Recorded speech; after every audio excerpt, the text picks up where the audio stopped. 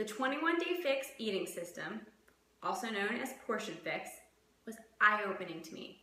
I always thought that there was something wrong with my body, that it was just in the cards for me to always have a pudge around my waist, no matter how hard I worked. But what the 21-day fix eating system, portion fix, showed me is how to portion all the different types of foods without cutting out any foods. It showed me how my body was specifically responding to different food groups. Here's my before and after picture.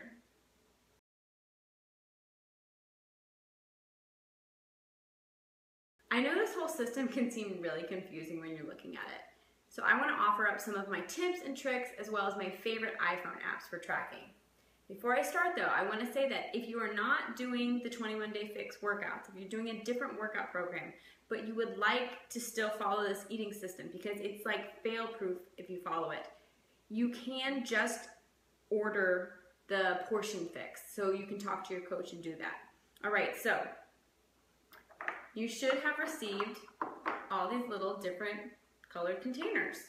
So basically, before we start the actual calculation of how many you're going to eat of each day, they just stand for different things. So the blue stands for its different healthy fats, like avocado and nuts. The orange is for seeds, mostly. Yellow, this is carbs. You've got to remember, beans are a carb, quinoa is a carb, unfortunately. Reds are your proteins, your lean proteins, chicken, fish, limited beef, that kind of thing. Purple is fruit, and green are veggies.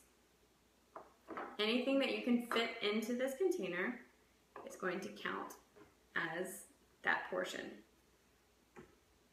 Okay, here's how we do this. Open your book, whether you have 21-day fix extreme or 21-day fix, or if you want to make it really easy, use one of the apps that I'll talk about later, because all you do is enter your weight and it kind of does it for you. So basically, first, you're going to calculate your caloric baseline by taking your current weight and multiplying it by 12, and that's going to give you your caloric baseline. Next, you're going to take your caloric baseline and you're going to add 450 to that number to get your caloric needs. If you are breastfeeding, you can add another 300 to that. The next thing you're going to do is take that caloric needs number and you're going to subtract 750. And that is going to give you your caloric target. So next, you'll go over and taking that caloric target number, you'll go over to the chart that they give you and you'll find where your caloric target number will lie. You can see there's 1, 2, 3, 4, 5, 6 categories. So on the far right, you'll have the different color codes: green, veggies, this container, purple, red, yellow, blue, orange, and a spoon, which is teaspoon. So anything that can fit in a teaspoon, that is a teaspoon. And then you'll see a number next to it, okay? So let's say for the lowest calorie category, it has a 3 next to the green. So that means each day you are allowed to fill up this green bad boy 3 times with veggies during the day. Purple's 2, red's 4, so that means you will be eating 4 proteins, 4 amounts of protein that will fit into one of these reds. Yellows are 2, so this is the carbs, and this is where people want to cry, is if you're in the low category and you're only getting 2 carbs and not 3, 4, or 5, that might be really hard because it's not so big. We're used to having big pasta dinners and big bagels, and so this program isn't cutting out any food groups. Sugar isn't a food group, okay? It's not cutting out any food groups. It's just showing you the portion sizes you should be eating if you want to lose weight, lose the pudge, lose the bloat. So basically that's it.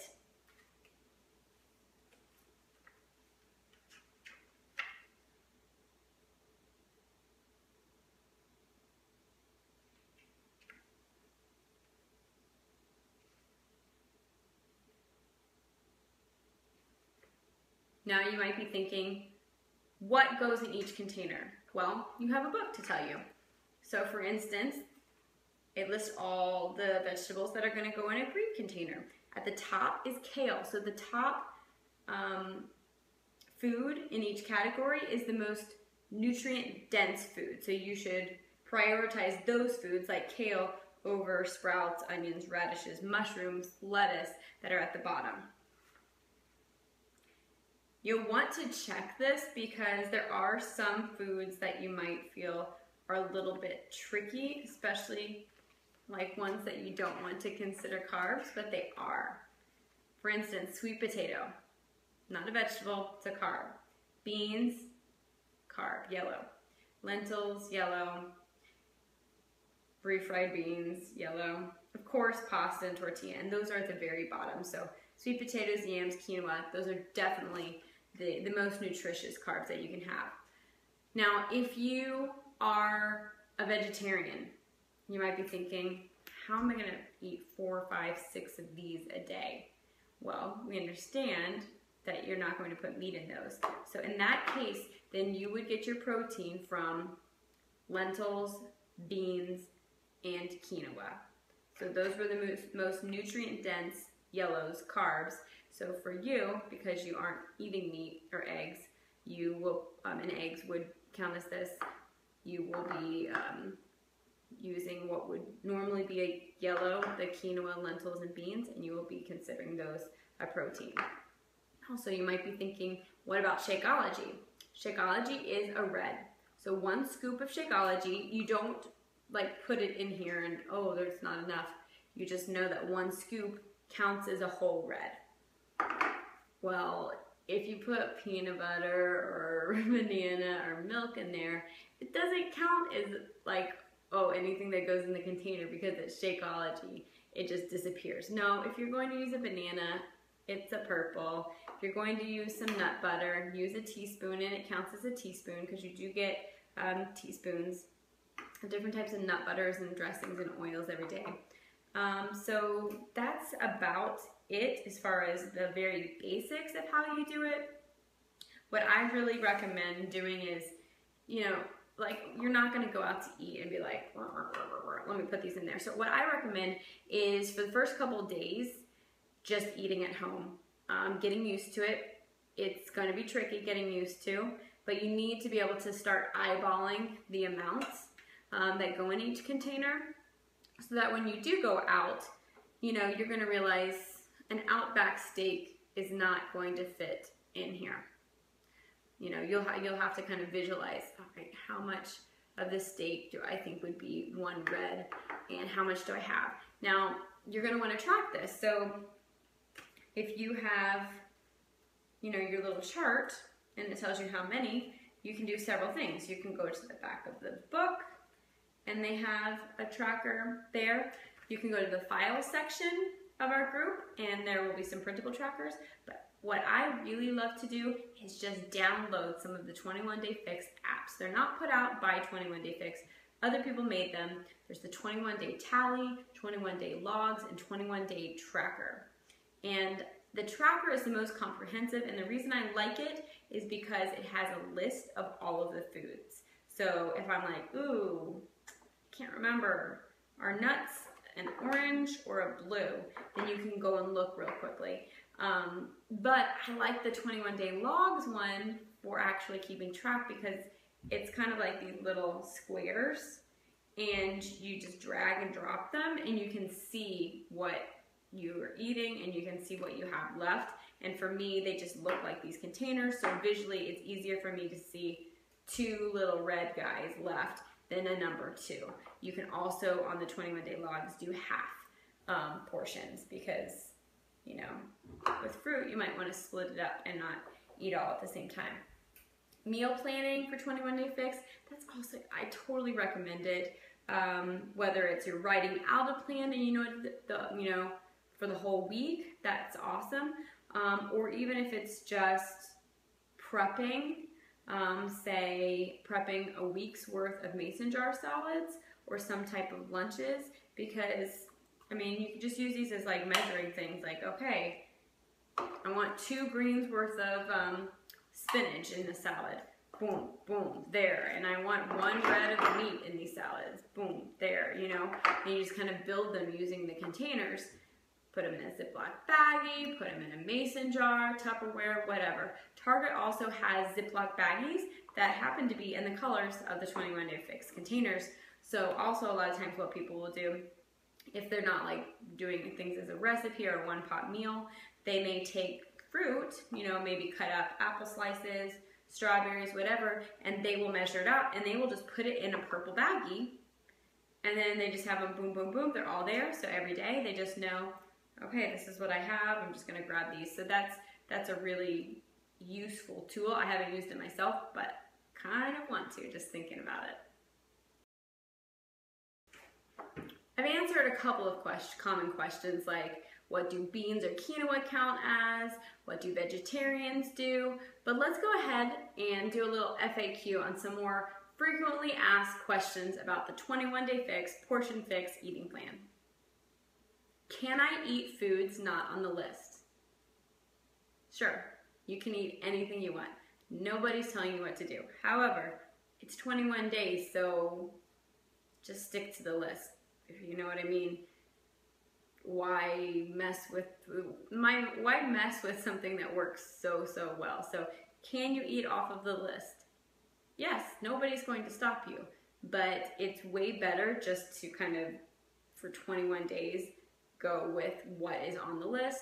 Or if it's not, then use your brain, like chocolate's not on the list. Okay, yeah, so that's not a vegetable. Rutabaga, that is a vegetable.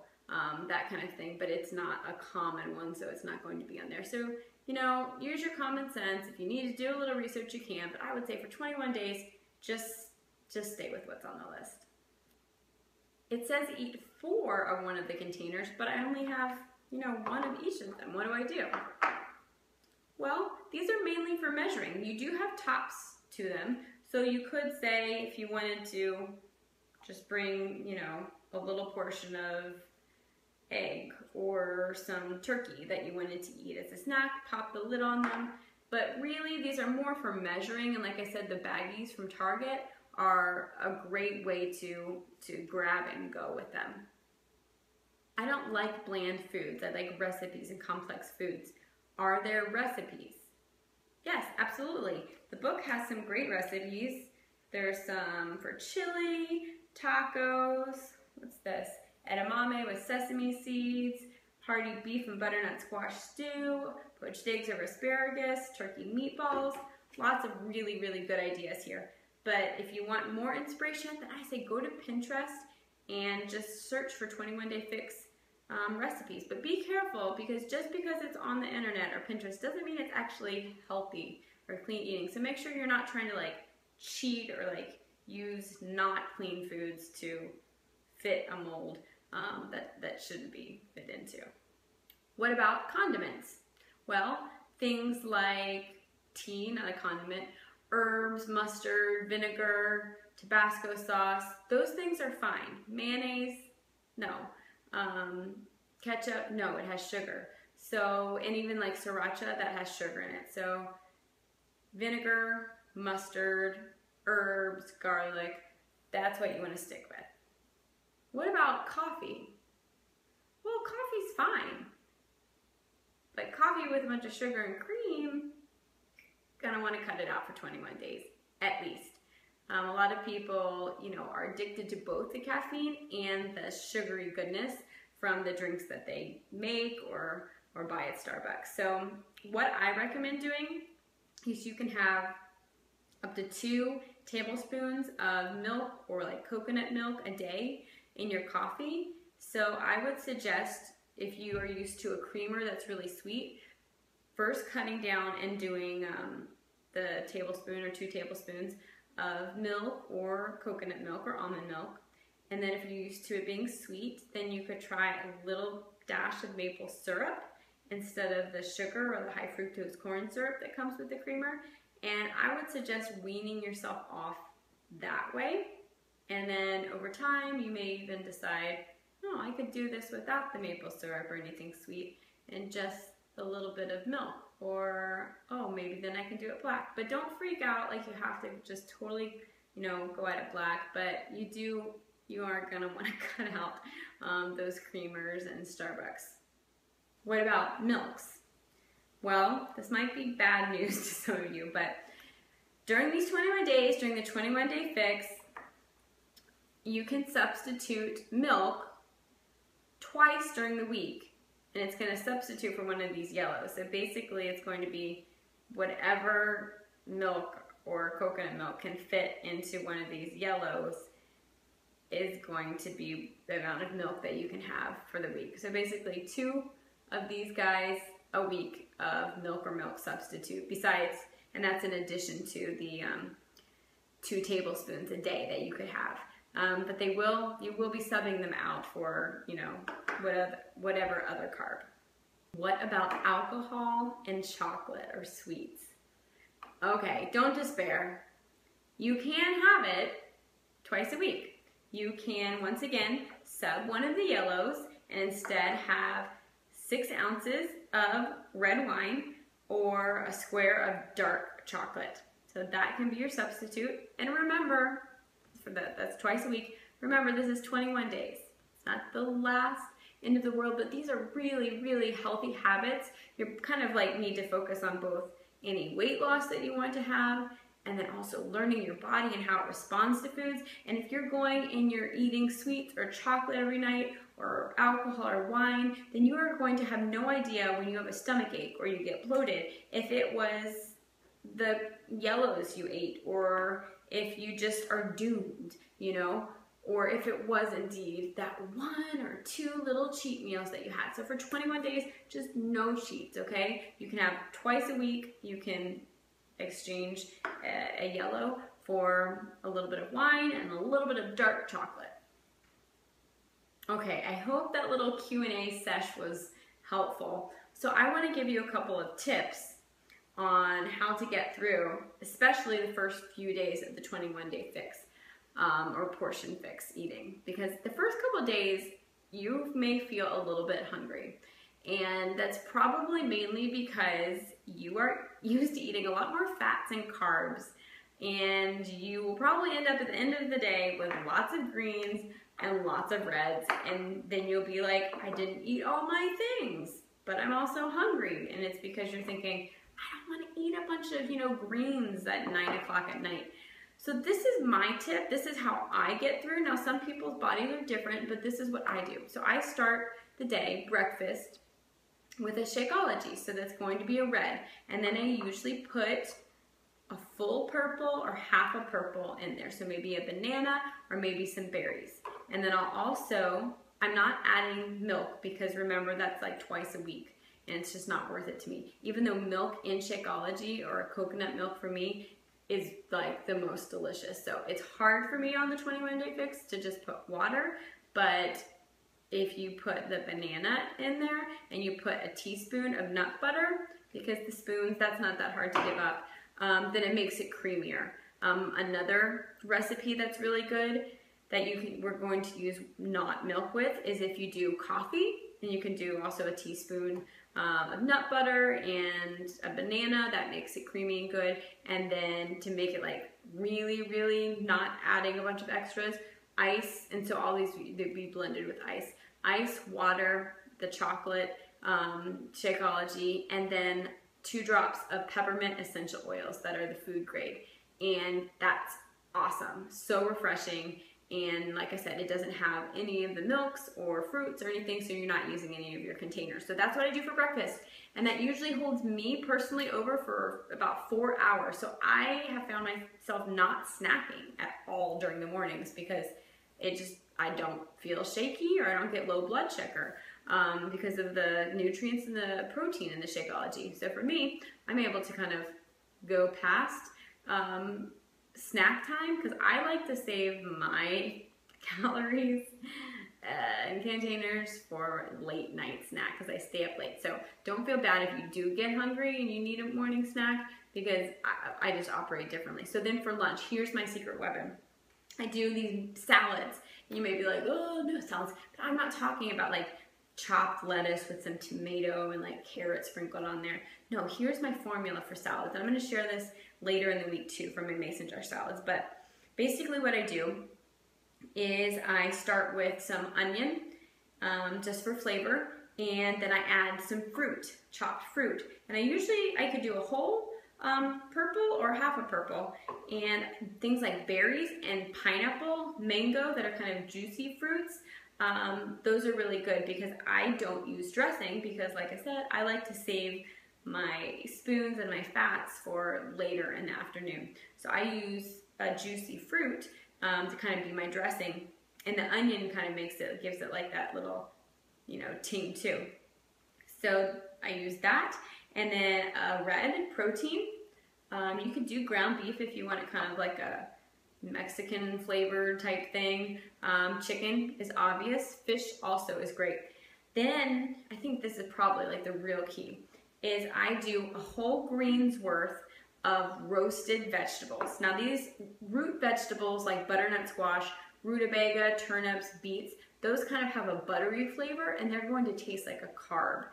They just taste hearty. But then you can also do asparagus, broccoli, green beans, carrots, whatever. But I do those green, and then I do another green of lettuce or spinach or kale or chard or whatever, but like a leafy green. Now, if you are need more greens in your day, then you might want to do like 3 greens. So 1 or 2 of roasted vegetables and 1 or 2 of the leafy greens.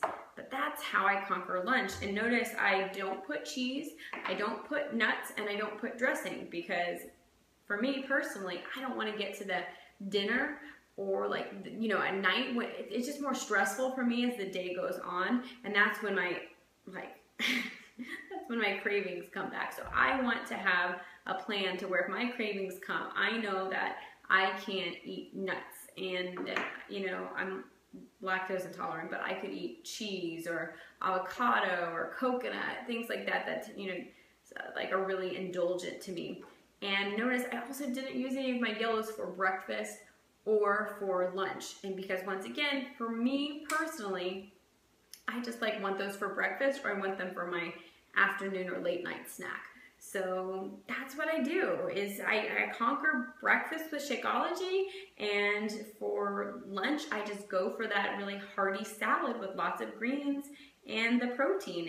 And so then later in the day and night, what you don't want to do, like I said, is be left with just a bunch of reds and greens because it just puts you in a weird place because it's not probably what you're craving. But my red and green snack fail-proof plan are hard-boiled eggs, because 2 hard-boiled eggs is 1 red. So like late at night, let's say you have 1 or 2 reds left and you're like, don't want to go be eating just meat, you can get a hard-boiled egg and eat that for a snack, and that really fills you up more than any other carb or thing you're craving.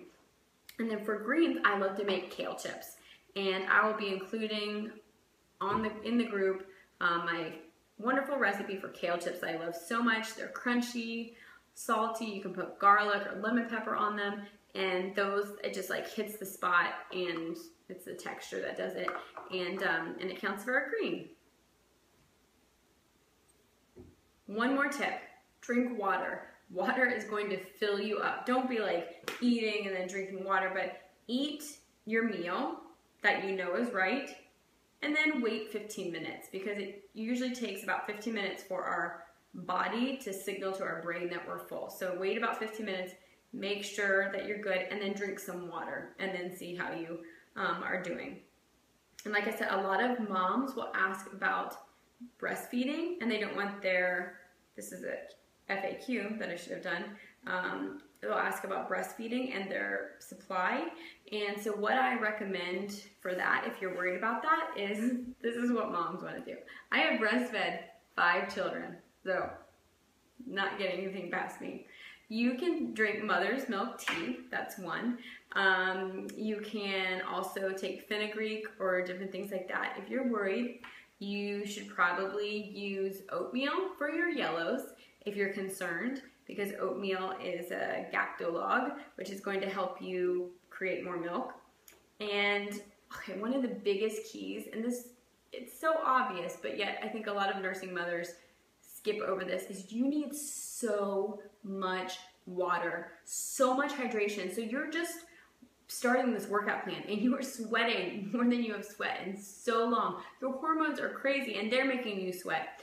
And so you need like so much water, and this little person is like taking liquid out of you, and yet so many nursing moms don't drink enough water as it is, and then they don't drink extra water when they start exercising. So I was actually nursing 2 babies at one time, and I would, you know, those big hospital cups they give you at the hospital, I would have to drink 1 or 2 of those every time I nursed to keep my supply up, because it's liquid and you're giving your body nutrients. Like, you have to realize that this is all real foods and nutrients. So if you went and got some like snack crackers and ice cream, like what do you think your milk is filled up of? Like, where, seriously, water, drink the water, but where do you think those nutrients are coming from? Like, that's a scary thing. So this is actually forcing you to eat so much better than you've probably been eating, and your milk supply, you should not be worried about it. You should be like excited because it is going to be so much better, but you need to drink the water.